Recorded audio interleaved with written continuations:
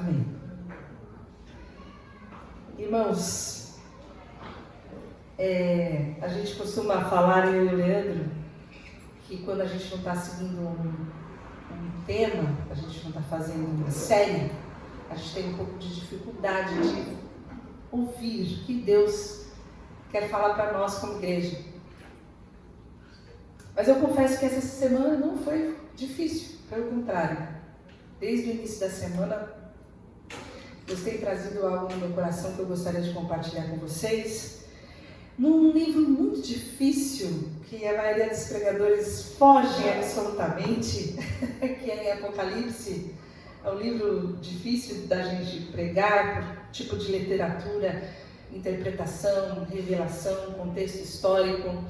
Mas nós queremos fazer isso, eu quero fazer isso junto com vocês, com a simplicidade que vocês já conhecem, para que a palavra de Deus possa chegar aos nossos corações. E eu gosto muito da possibilidade de sermos renovados pela palavra, do nosso conhecimento, do nosso entendimento ser renovado pela palavra. Às vezes a gente olha para o Apocalipse e fala, esse livro aqui eu não preciso ler, esse livro aqui é das coisas futuras. A gente até usa os outros versículos, o futuro não compete a nós, pertence ao Senhor, então isso aqui eu não quero saber dessa confusão na minha vida.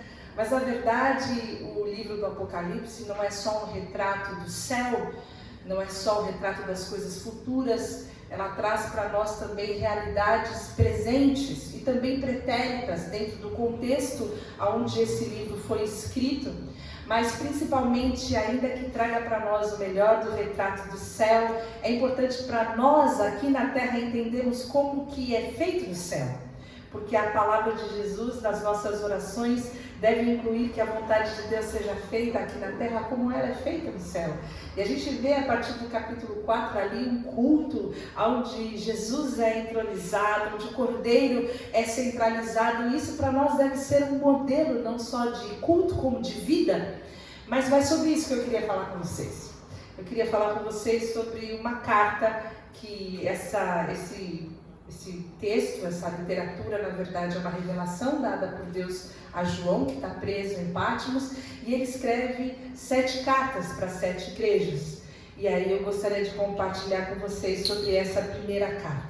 A gente entende que o livro de Apocalipse é um livro cheio de figuras de linguagens, e a gente quer olhar isso dentro também do contexto histórico, para quem é dirigido, qual é a ambiência, e a gente entende, eu entendo que isso não só um retrato da vontade de Deus, como é um chamado de exortação, cada uma dessas cartas para nós como igreja também ainda hoje. Nós que já vivemos os últimos dias, desde a vinda, a morte e ressurreição de Jesus, nós estamos vivendo entre o já e o ainda não, mas acredito que a palavra de Deus é boa para trazer luz para nós nesse momento da vida da igreja. Então, sobre a carta, eu queria compartilhar com vocês algumas coisas. Eu acho que vou precisar de ajuda aí.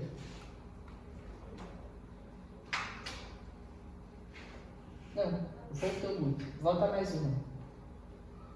Isso. Bom, essa carta foi escrita dentro de um contexto de perseguição.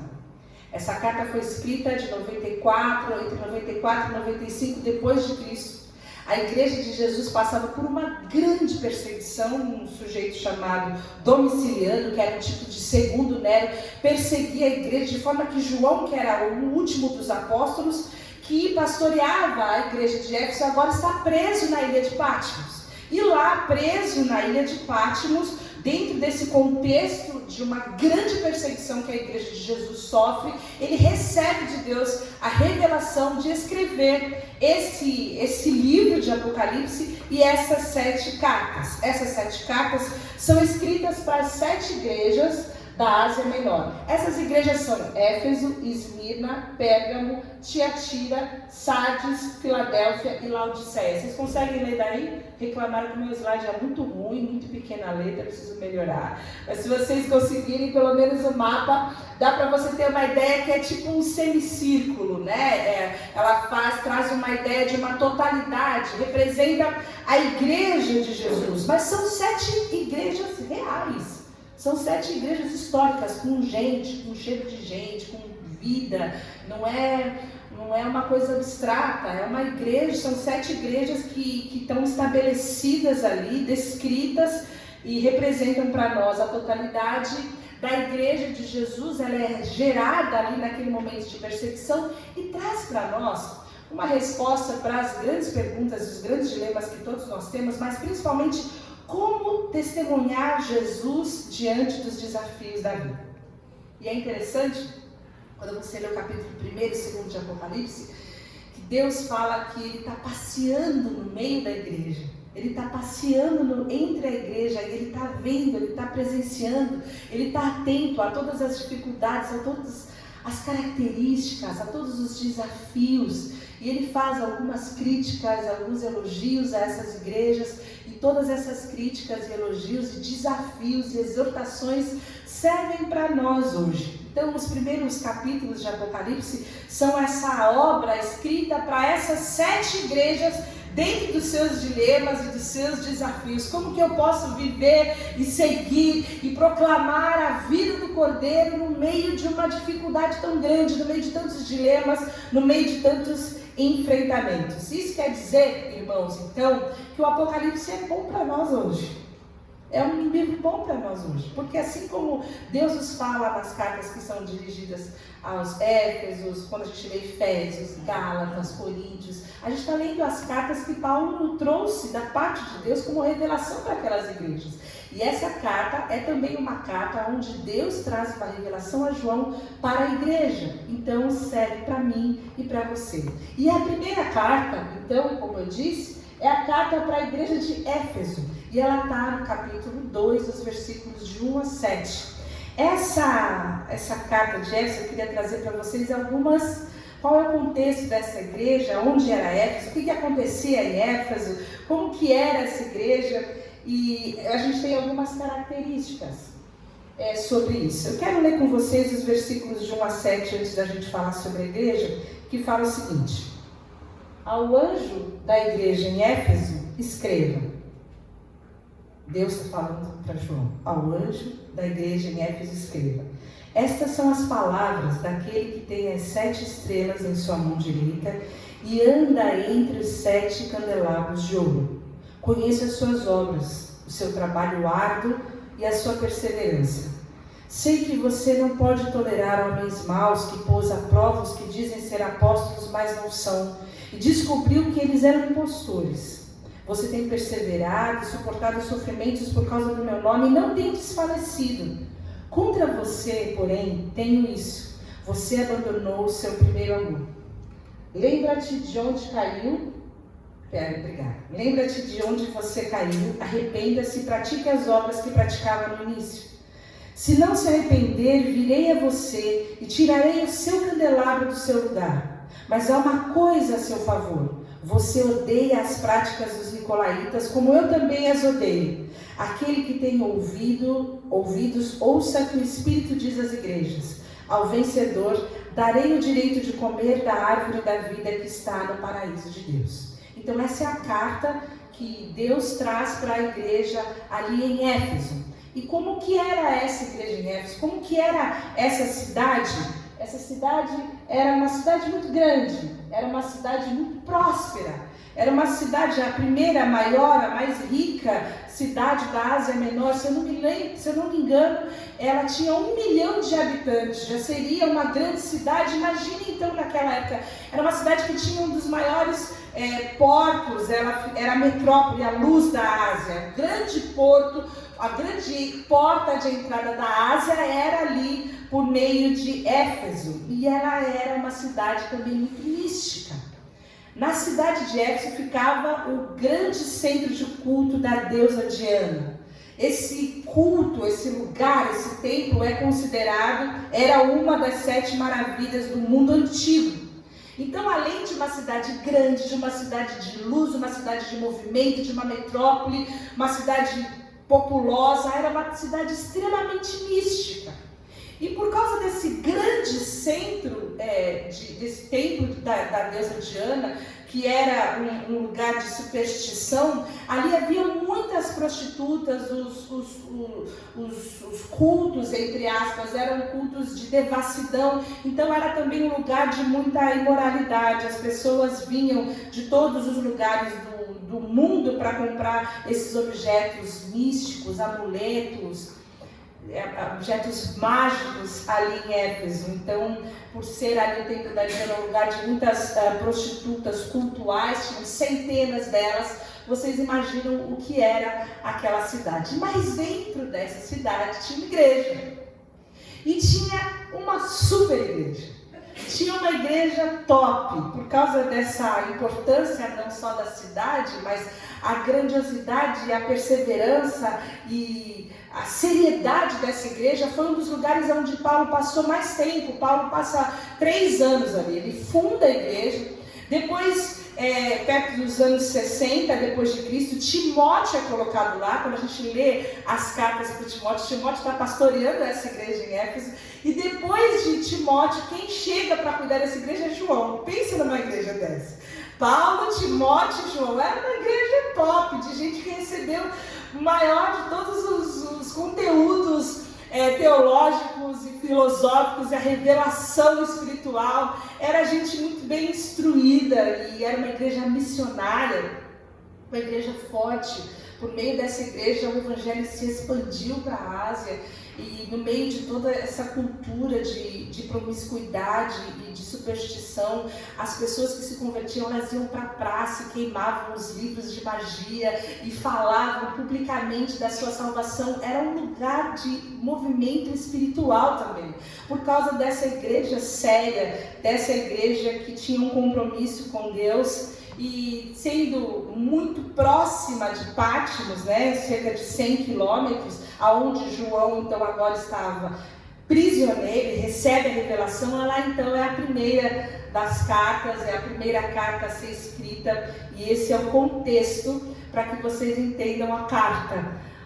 A igreja que recebe o contexto histórico, um momento de enfrentamento, um momento de perseguição, uma igreja forte, uma igreja missionária, uma igreja que era missional, que fazia diferença na cidade.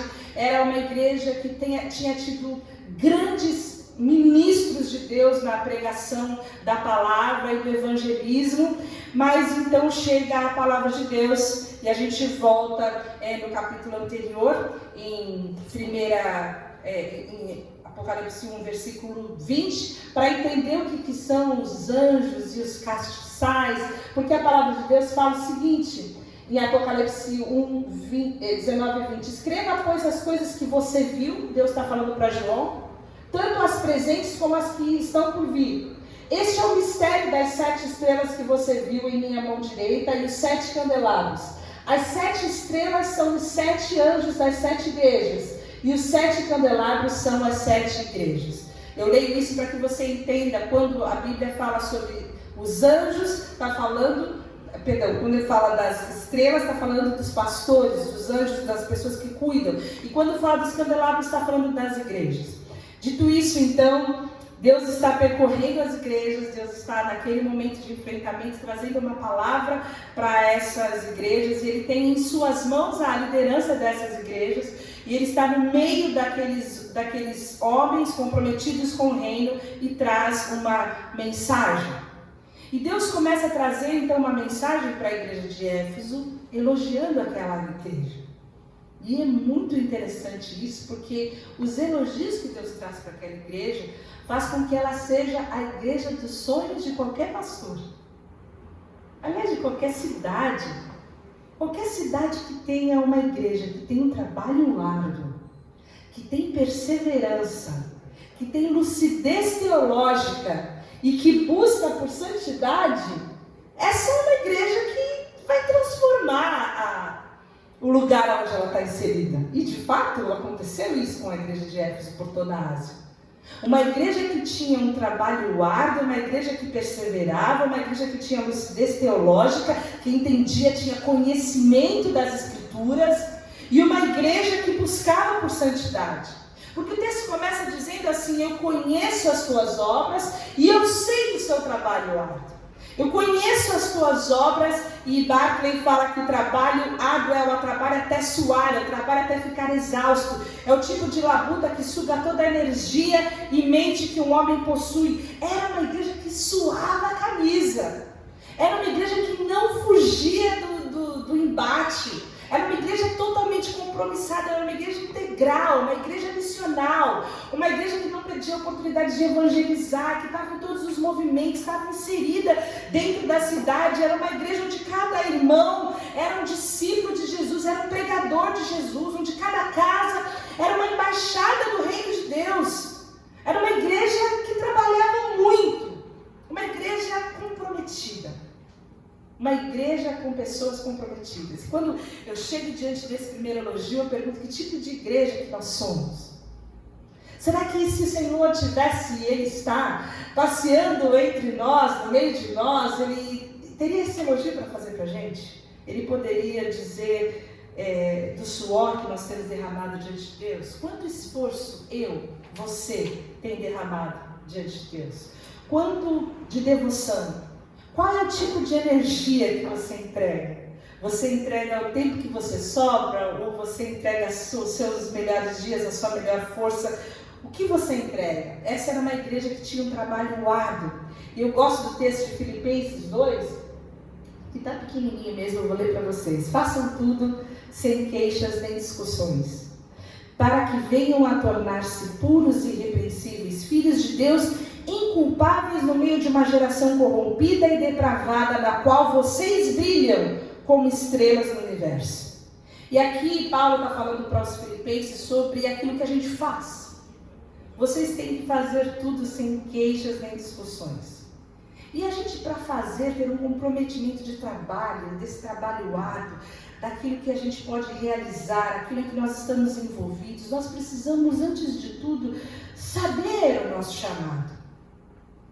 Nós precisamos entender para o que nós fomos chamados, para que então nós possamos desenvolver aquilo que é o nosso propósito. Para saber o que nós precisamos fazer, nós precisamos entender quem nós somos. Então, uma igreja que não sabe qual é a sua identidade, uma igreja que não sabe para o que foi chamado, ela não vai realizar, ela não vai saber o que fazer, porque ela não tem direção. O primeiro passo é nós entendermos quem nós somos. Da onde Deus nos tirou e para que Ele nos tirou. Qual é o nosso propósito? Para que dentro dessa identidade nós possamos executar aquilo que Deus tem nos chamado. Nós sabemos que nós somos filhos de Deus. Nós sabemos que nós, quando somos filhos de Deus, quer dizer que nós somos da mesma natureza que Ele é. Filhos de, quer dizer que tem a mesma natureza. E enquanto filhos de Deus, nós temos um compromisso em refletir a glória de Deus onde quer que nós estejamos.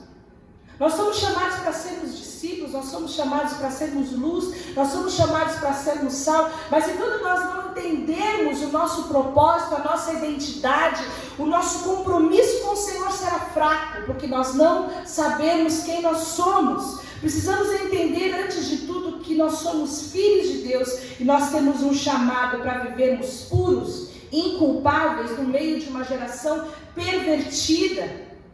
Às vezes nós estamos no meio de uma geração pervertida, pervertidos, porque não entendemos quem nós somos e não entendemos o nosso chamado. E enquanto a igreja estiver pervertida e escurecida no meio de uma geração corrompida, a igreja não vai ter trabalho árduo nenhum, porque a igreja não entendeu o seu propósito.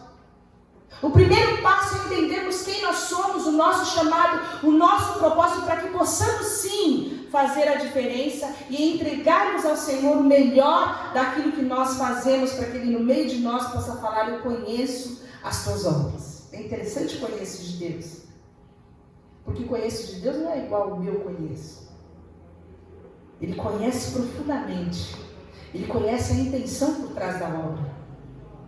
E Ele elogia então a conduta daquela igreja. Mas não era só a obra que era boa. Eles tinham uma qualidade tremenda. Eles eram perseverantes.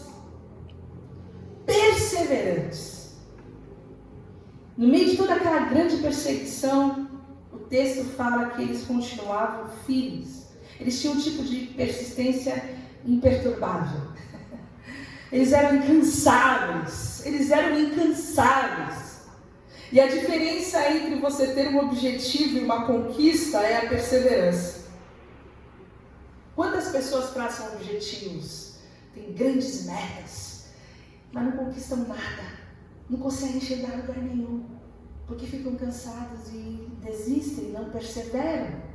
E a mesma coisa também na nossa vida espiritual, a mesma coisa também na nossa vida missional, na nossa vida como igreja. Se nós não perseverarmos nas coisas que Deus já tem revelado para nós nunca vamos chegar em lugar nenhum. Eclesiastes 7:8 fala que melhor é o fim das coisas do que o princípio delas. Que alegria é você completar uma corrida. Você está correndo lá, você está vendo, falta pouco, cheguei.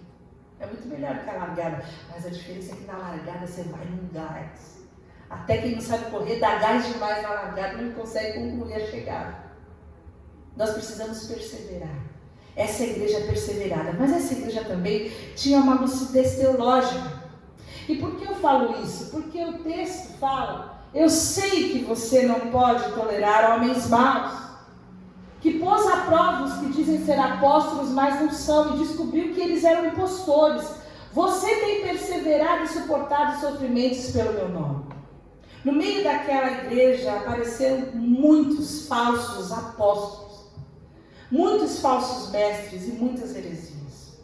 A diferença daquela igreja para a igreja atual é que ela sabia discernir o que era verdadeiro e o que era heresia. E a igreja de Jesus não sabe mais. Não sabe mais. Porque ninguém quer gastar tempo conhecendo as Escrituras.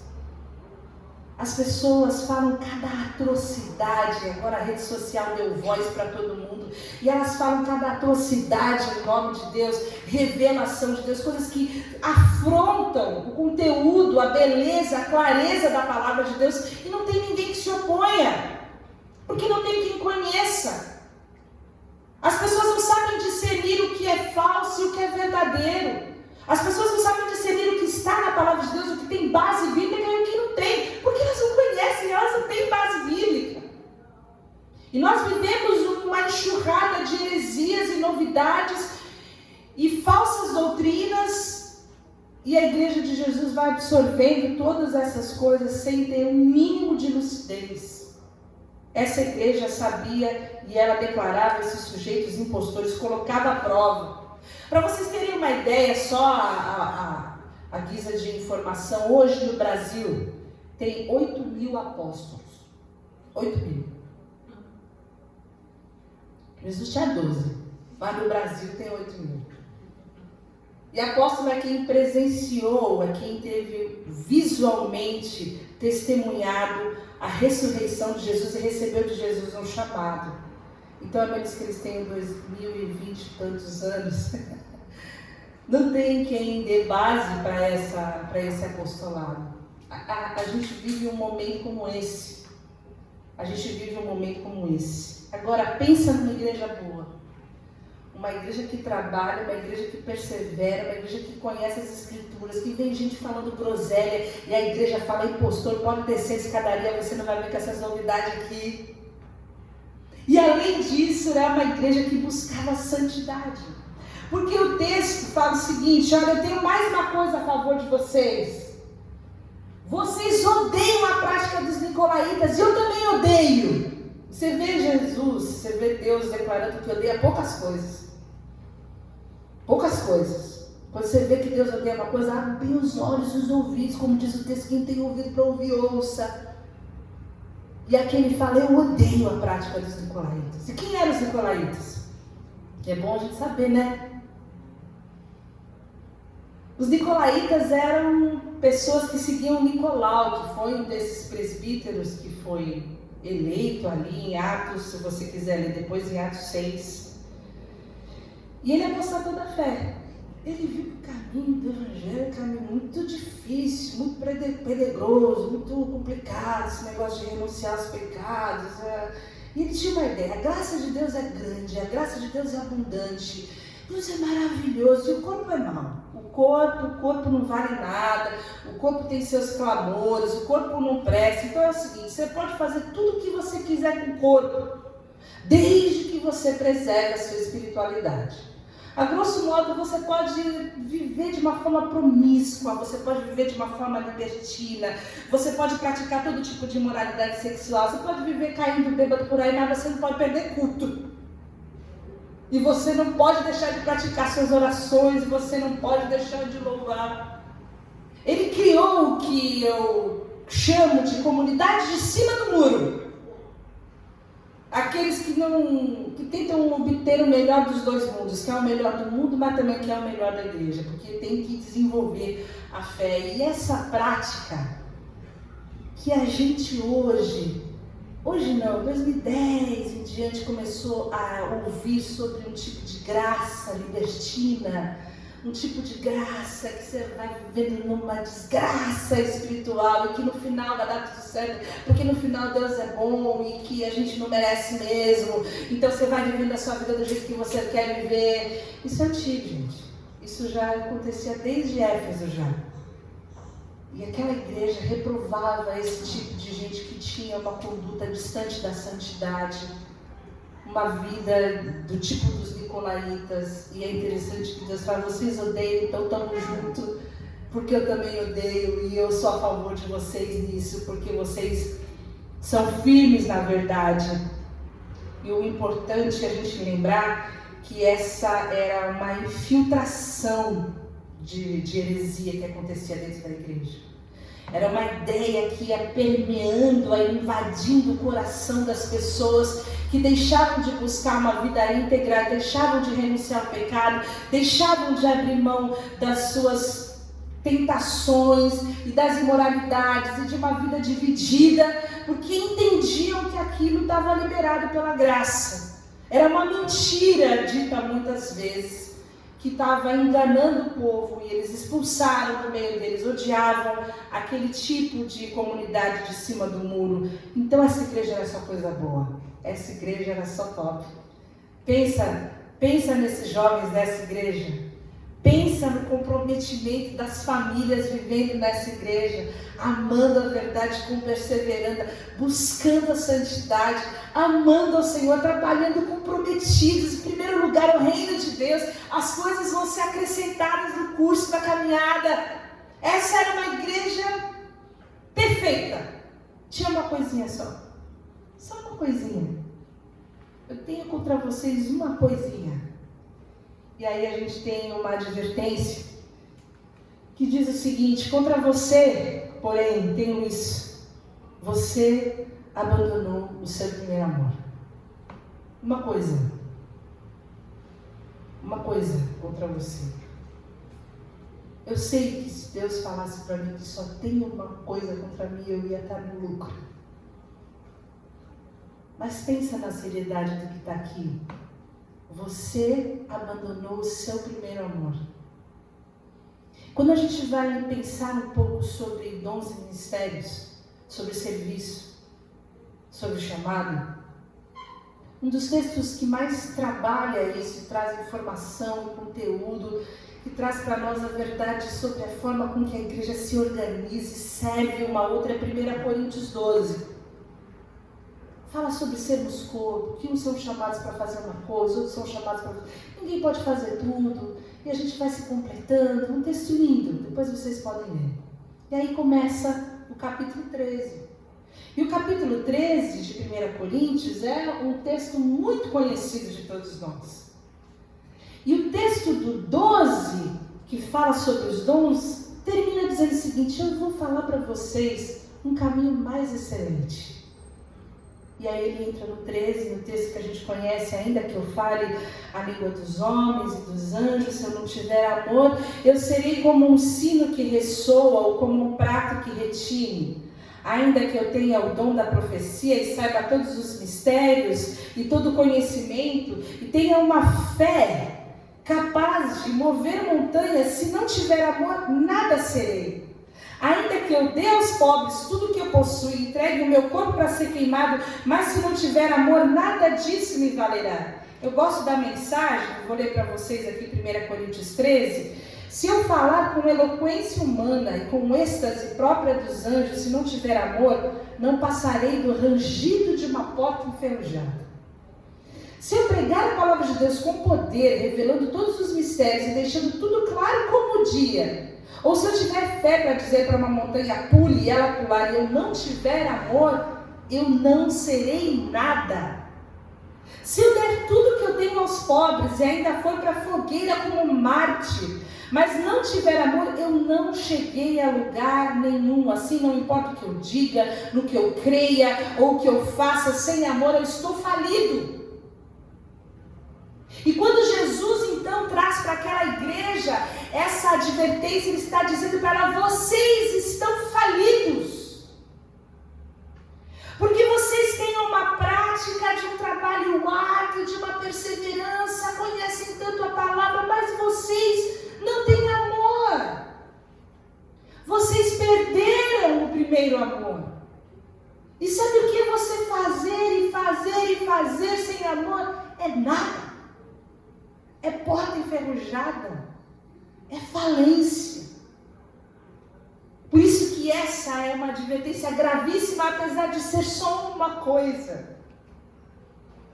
Porque ela fala da base, ela fala da estrutura. Na verdade, ela fala da motivação. Motivação. A nossa motivação em servir ao Senhor, a nossa motivação em nos congregar, a nossa motivação em pregar o Evangelho, a nossa motivação em ser luz do mundo é o amor. É o amor. Eu posso ter um bom testemunho para a minha glória. Eu não vou fazer isso, se eu fizer isso, vou ficar falando isso, aquilo, outro de mim, então nem vou fazer isso, nem vou. Ou então eu posso falar: não, eu tenho liberdade para fazer, mas por amor a Jesus. Para que Deus seja glorificado, para que não haja escândalo. Então eu posso abrir mão disso, não estou preso, não sou dominada por isso, eu posso fazer isso para a glória de Deus. Entende como é diferente? A motivação não é só fazer, é o que nos motiva. E aqui o texto fala sobre a perda do primeiro amor. Não adianta nada vir ao culto, não adianta nada ler a Bíblia, não adianta nada falar de Jesus, não adianta nada ter bom testemunho, se o centro da minha motivação não for o Senhor. E ele fala: olha, eu não tenho relacionamento com vocês. Jesus já tinha falado isso para um outro povo, em um outro momento. Vocês me louvam com o lábio, vocês cantam bonito, mas seu coração está longe de mim. Ou seja, Deus não ouve música, Deus ouve o coração. Deus não está preocupado com as coisas que a gente faz, porque você vai ver que ele relata um momento em que chegam pessoas diante de Deus e falam: mas em teu nome eu expulsei demônios, em teu nome eu realizei curas, em teu nome eu fiz e aconteci, porque em teu nome, Jesus fala: mas eu não te conheço. Eu não tenho relacionamento com você. O trabalho árduo não quer dizer nada se ele não estiver motivado, embasado, se ele não estiver sendo alavancado pelo relacionamento de amor. E essa igreja já tinha vivido isso. Porque a expressão que Jesus, que a palavra usa, que Deus na revelação a João usa, é a fieme. E essa palavra quer dizer: vocês abandonaram, vocês mandaram embora, vocês perderam, vocês deixaram ir. Isso quer dizer que muito do que aconteceu naquela igreja foi de fato motivado por esse amor verdadeiro. E não é só um amor. Jesus, aqui na revelação para João, fala do primeiro amor. E é lindo essa imagem que inúmeras vezes a palavra de Deus vai traçando da relação dele com a igreja. E mais uma vez, nesse momento, ele faz essa conexão do primeiro amor como se ele fosse o noivo e nós a noiva. E nós estamos prestes a um encontro, mas é um encontro onde o primeiro amor acabou. E o que é o primeiro amor? Quem arrisca? O que é o primeiro amor? O que a gente conhece como primeiro amor? Como que é o primeiro amor? Dá uma característica do primeiro amor. Vamos melhorar a participação. Os meninos não sabem, não precisa falar vocês. Os velhos têm que saber, gente. Como assim? Faz tanto tempo assim? Não, né? Em nome de Jesus. Vai fazer um encontro de casais. O que é o primeiro amor, irmãos? Eu estou com vergonha? Eu fiz um slide para a gente passar vergonha junto, então. Primeiro amor fala de paixão, de brilho no olhar, de olhar com poesia, não é? Recém-casada, a mulher acabou de fazer faxina, mas ele fala, até assim você é linda. E ela dá o rodo para ele, fala, então venha ficar lindo comigo aqui. É aquele momento de saudade. Você sente aquela saudade, ai como eu queria estar perto agora.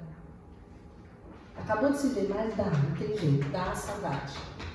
A gente sente as borboletas no estômago, aquela emoção assim que está chegando a hora de ver, de encontrar. Elogios, o desejo de agradar, tempo de qualidade. Você quer saber quanto tempo de casado a pessoa tem? Você olha no restaurante e vê. Quem está olhando no celular está casado há bastante tempo. Quem não tirou o celular da bolsa está no primeiro amor. No primeiro amor. Nem lembra que tem. Está no silencioso. Está no silencioso o telefone. Primeiro amor. Desejo do encontro. Você programa a sua vida. Você vai poder ir? E esse horário? Você vai? Não, senão depois eu vou. Não, vamos combinar. Que horário que você programa a sua vida para incluir o outro.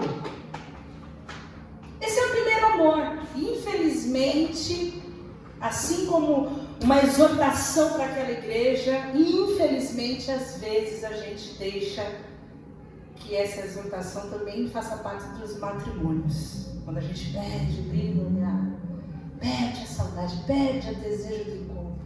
Perde a emoção de ver. Esse primeiro amor é uma motivação única para o casamento, para o relacionamento, mas principalmente aqui dentro desse contexto do nosso relacionamento com o Senhor. Eu gosto muito quando Jesus conta uma história, resume o primeiro amor em Mateus 13:44. Ele fala muitas parábolas sobre isso, mas essa é bem curtinha. O reino dos céus é como um tesouro escondido num campo, e certo homem, tendo encontrado, escondeu de novo. Então, cheio de alegria, foi, vendeu tudo que tinha e comprou aquele campo. Isso é primeiro amor. Quando não existe nada mais importante, não existe nada que encha o nosso coração, que faz a gente vibrar, não tem nada que entre em competição, não tem nada que entre no páreo do que o amor que eu sinto por Jesus. Eu posso largar qualquer coisa, eu posso largar qualquer pessoa, eu posso largar qualquer lugar. Jesus é o meu amor maior, Ele é o meu maior tesouro. Eu vendo tudo com a maior alegria. Esse é o primeiro amor. Esse é o amor do brilho do olhar, do desejo de desfrutar a presença do Senhor, do desejo de ouvir a voz do Senhor, do desejo de agradar, de contemplar, de sentir o coração aquecido com a presença de Deus e falar, Deus está nesse lugar. Eu sinto a presença de Deus nesse lugar. E o joelho chega que treme.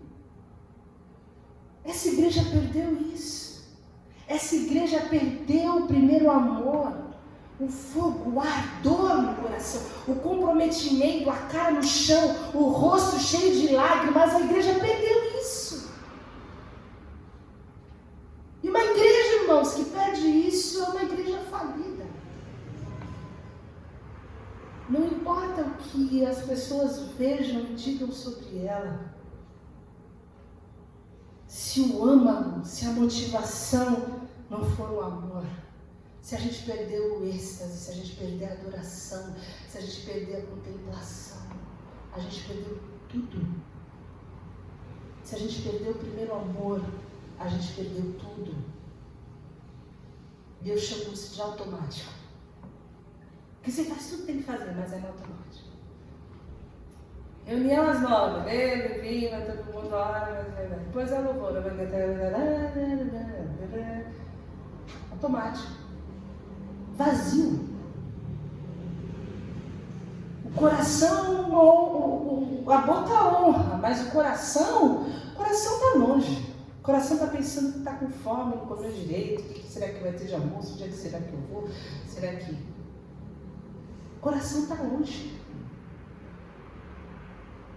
E alguns chegam ao cúmulo do coração estar longe, mas tão longe que o lábio nem honra mais. Nem o lábio não honra mais. Nem a adoração tem mais, nem o louvor tem mais. Nem se preocupa mais em orar, nem se preocupa mais em ler a Bíblia, nem se preocupa o culto, você tem que ir, mas o resto a gente... Tá frio, chovendo. Não culto nada. Dá pra ver depois na internet.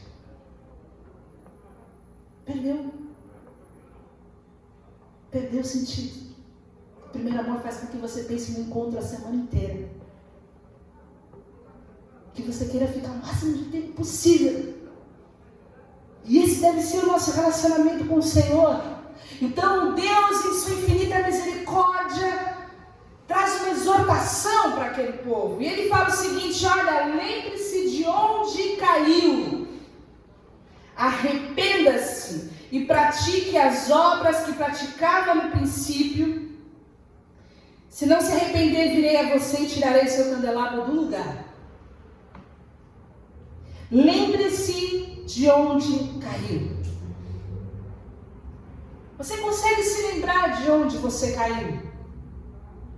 Você consegue se lembrar de um momento da sua vida onde essa realidade da presença do Senhor, do ardor, do aquecimento, do comprometimento, aquele momento em que Deus tocou o seu coração e você queria subir num lugar alto, gritar para todo mundo ouvir que você pertencia ao Senhor, você vivia com camiseta fluorescente de Jesus e boné de Jesus, falando de Jesus para todo mundo. Você se lembra? Deus fala, lembra? Lembra desse momento, lembra do seu coração aquecido, lembra dos compromissos que você fez comigo, lembra do momento em que você trocava qualquer música secular por uma adoração, lembra do momento em que você prostrava o seu coração e derramava o seu coração diante de Deus, lembra desses dias em que você fez compromisso de jejum, aonde eu respondi as tuas orações e você se comprometeu comigo, lembra desse dia, lembra e se arrepende.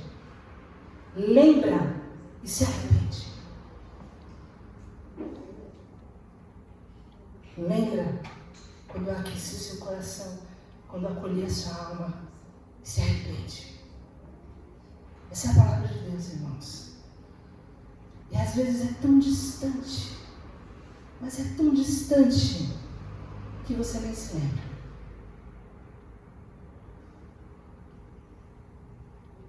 Mas você se lembra de onde Deus te tirou. Você consegue imaginar quem você seria se não fosse Deus intervindo na sua vida? Você sabe o caminho que você percorria quando Deus entrou na sua vida e te tirou de lá. Lembra desse dia então? Lembra e se arrepende. Lembra desse dia e muda de vida. É isso que se arrepender quer dizer. Não é lembrar e ficar triste. É lembrar e mudar de rota. Arrependimento é isso. Eu estou indo pela esquerda e eu peguei o caminho errado. E você vê o GPS recalculando a rota, porque você sabe que você vai ter que dar uma volta, mas aquele caminho é errado. Aquele caminho não vai chegar ao destino que você queria chegar. O arrependimento é essa mudança de destino. Por isso que a gente chama de conversão, porque você estava indo para um lugar, você vai para outro. E essa mudança, Jesus falou que Ele é a mudança. Ele fala, eu sou o caminho. E nós costumamos dividir caminho, verdade e vida. Mas o sentido judaico é caminhando e verdadeando, vivendo. Você vai caminhando em mim, vivendo a verdade, vai verdadeando em cada dia. Nós precisamos entender que caminhar por Jesus é caminhar uma vida de comprometimento, amor e relacionamento sincero. É mudança de rota. Você não tem como viver a vida dos nicolaítas em Cristo. Ou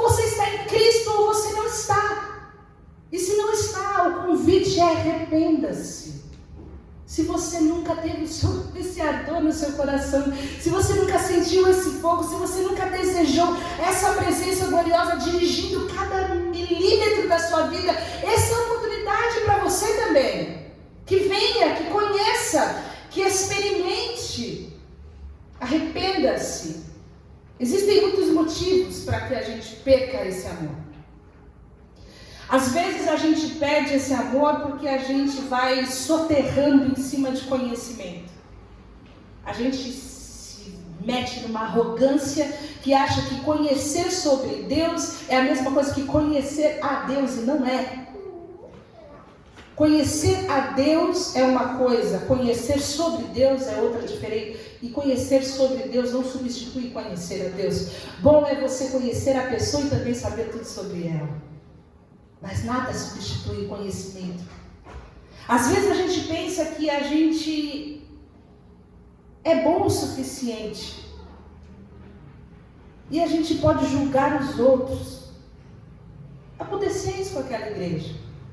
Eles conseguiam ver os falsos mestres, eles conseguiam ver os impostores, eles conseguiam odiar os nicolaítas, mas eles não conseguiam ver que eles tinham perdido o primeiro amor, então tudo que eles faziam era falido.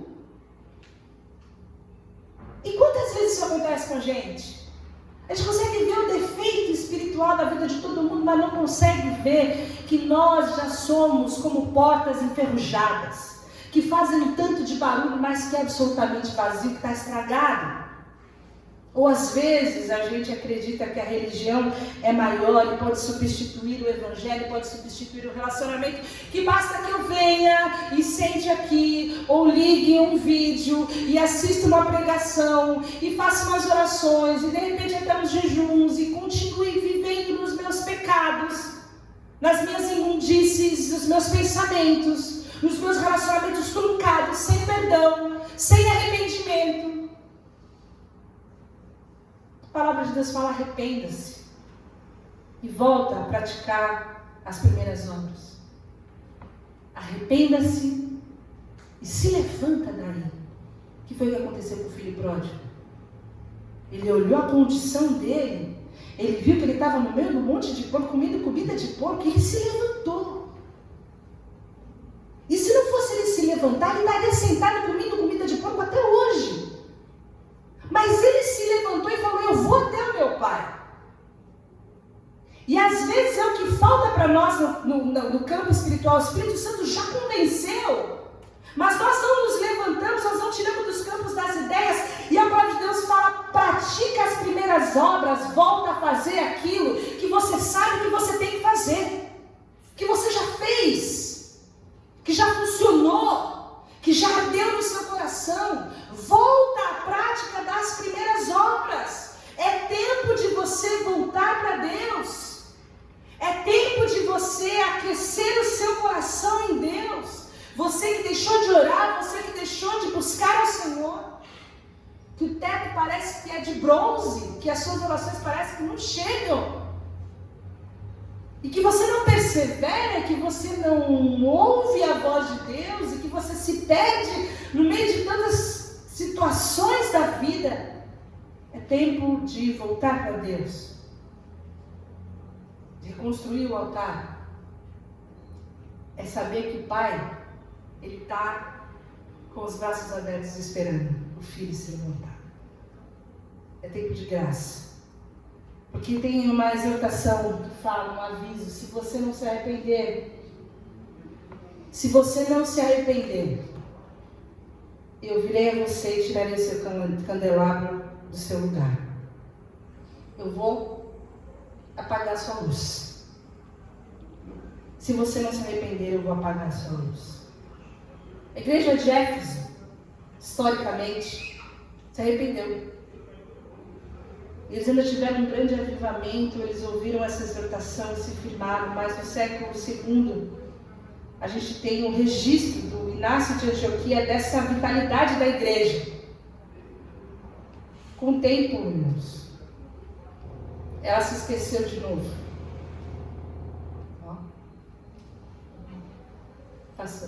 Com o tempo a igreja se esqueceu de novo e a história conta que essa igreja acabou em ruínas. esse candelabro foi apagado, ela perdeu a oportunidade, nunca mais foi restaurada. E a história da igreja é uma história de pessoas individuais, é uma história de gente. De gente que tinha todos os privilégios, de gente que gozava de todos os elogios, de gente que tinha tudo para avançar. É uma apontada. Eu acho que é do teclado, né? E essa igreja ruim. A igreja sem amor não tem luz. A igreja sem o amor de Deus, sem viver o primeiro amor, não tem amor para dar para o próximo. A igreja que não tem amor para dar, é uma igreja que não é referência. Porque a gente só vai ser conhecido no mundo se a gente amar. A promessa é de mais amor. É que se nós perseverarmos e nós vencermos, nós vamos poder gozar da presença do Senhor e da comunhão do Senhor. A pergunta que a gente precisa fazer é como está o nosso coração? Como está o seu relacionamento com o Senhor? O Espírito Santo passeando entre nós, no meio de nós, vendo a cada um de nós, o que Ele diz sobre você? O que Ele diz sobre o seu relacionamento com Ele? Você está aquecido pela verdade, aquecido por esse amor, aquecido por esse desejo de servir e amar e ser referência e ser influência no mundo? Ou a sua vida está soterrada pelas coisas da vida e você é uma semente que não germina? Quero orar por todos nós essa noite, nessa manhã e à noite também. Mas pedir ao Senhor que Ele possa ministrar a cada coração essa verdade. Para que a gente saia do automático. Para que a gente deixe de fazer as coisas por obrigação. Deixe de fazer pela religião e possa viver o verdadeiro Evangelho. Viver o dinamismo da presença do Espírito Santo em nós. Ter o nosso coração ardendo, a alegria de servir. Um amor, a contemplação, a adoração, a palavra habitar em nosso coração de uma forma que a gente possa falar do que há no nosso coração.